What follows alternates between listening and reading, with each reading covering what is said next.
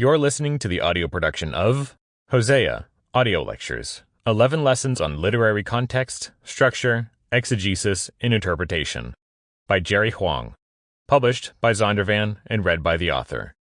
These audio lectures are a unique learning experience. Unlike a traditional audiobook's direct narration of a book's text, this production includes high-quality live recordings that cover the important points from each chapter, as well as relevant material from other sources.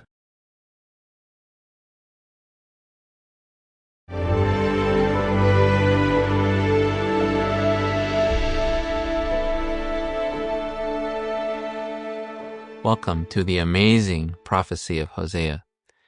In the book that bears this prophet's name, we come face to face with one of the most compelling pictures in the Old Testament of a covenantal and passionate God who does everything it takes to be reconciled with his estranged household. We'll talk more about the background to Hosea's prophecy in our second and third videos on Hosea chapter 1. But for now, let's ponder how a prophecy like Hosea's came to be spoken and written in the first place. Like other prophecies that Yahweh gave through his messengers, the words of Hosea began their life as oral proclamations to God's people in a particular time, place, and space.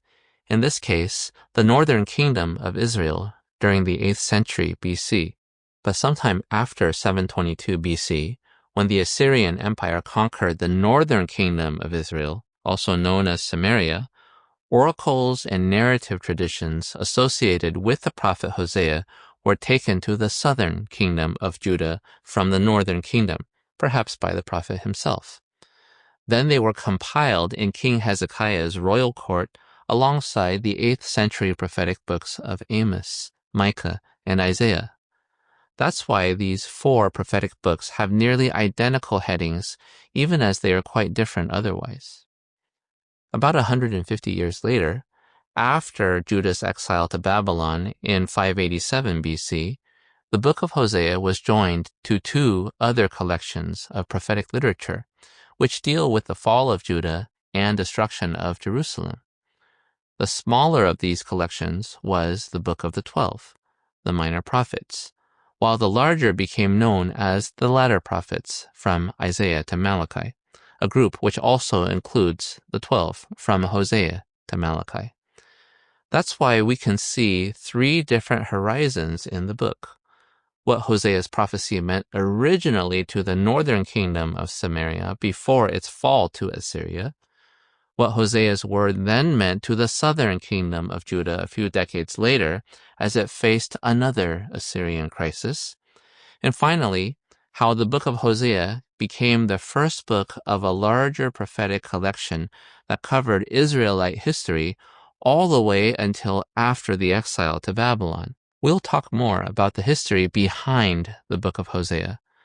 But right now and here, I want to focus on the world within the book of Hosea, since this is where most of us begin our study.